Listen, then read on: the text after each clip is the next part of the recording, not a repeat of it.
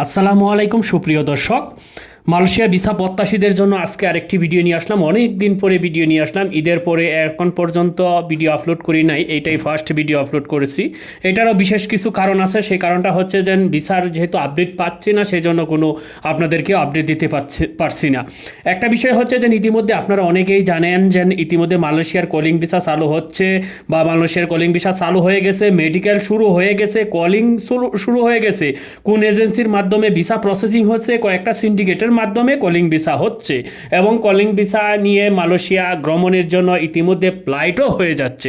এই রকম অসংখ্য নিউজ ইতিমধ্যে আপনারা এই সোশ্যাল মিডিয়াতে পাইবেন। সেটার কোনো ভিত্তি নেই, কোনো সত্যতা নেই, এটার কোনো অস্তিত্বই নেই। আপনারা তারা যেন কোথায় থেকে নিউজগুলো প্রকাশ করতেছে সেটাও আমার জানা নেই, কারণ এখন পর্যন্ত আমি সব নিউজ পোর্টালগুলো এবং হাই কমিশনারে এখানে আমি চেক দিয়েছি, মালয়েশিয়া এম্বাসি সব কিছু, আমি এজেন্সির সাথেও কথা বলেছি, সেখানে কোনো জায়গায় এরকম কোনো নিউজ নেই যে আজ পর্যন্ত যে মালয়েশিয়ার কলিং ভিসা চালু হয়ে গেছে। আর ইতিমধ্যে সোশ্যাল মিডিয়াতে দেখা যাচ্ছে যে সবাই বলতেছে, মালয়েশিয়া অনেকাংশ কিছু সংখ্যক লোক তারা বলতেছে মালয়েশিয়ার কলিং ভিসা চালু হয়ে গেছে, মালয়েশিয়া কলিং ভিসার জন্য সুখবর, কলিং ভিসা ওপেন হয়ে গেছে।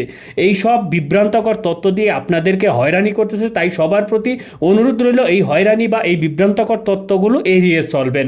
তাই মূলত আপনাদের সাথে এই ভিডিওটা তৈরি করা, আমার ভিডিও বানানোর কোনো ইচ্ছাই ছিল না, কারণ এইসব নিউজগুলো দেখে আপনাদেরকে যেন বিভ্রান্ত করতে না পারে, সেই জন্যই আমি এই ভিডিওটা আপনাদের জন্য, আমার যে সাবস্ক্রাইবার আছে তাদের জন্য বানিয়েছি। যে মালয়েশিয়ার ভিসা কলিং ভিসা এখন পর্যন্ত বন্ধ আছে, কখন খুলবে বা কবে খুলবে, আদৌ খুলবে কি না তারও কোনো নিশ্চয়তা এখন পর্যন্ত নেই।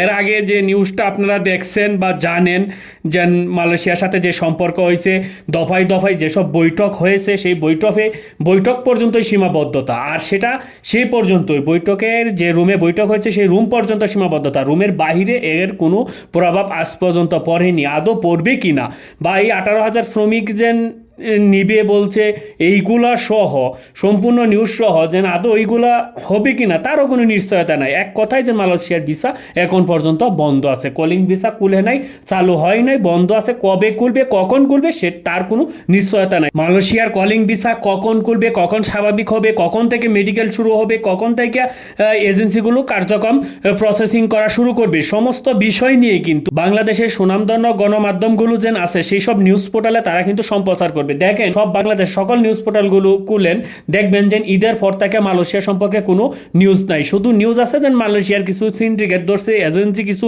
প্রতারক চক্রকে ধরছে, এছাড়া কোনো ভিসা সংক্রান্ত কোনো নিউজ পাইবেন না। তাই সবাইকে সাবধান হওয়ার জন্য, সতর্ক হওয়ার জন্য আজকের এই ভিডিওটি। সবাই সাবধান থাকবেন এবং সতর্ক থাকবেন। আজকে এবার মতন বিদায় নিব। যখন মালয়েশিয়ার কোনো আপডেট আসবে অবশ্যই সবার আগে আপডেট আপনাদেরকে দেওয়ার চেষ্টা করবো। সবাই ভালো থাকবেন, সুস্থ থাকবেন। ধন্যবাদ সবাইকে।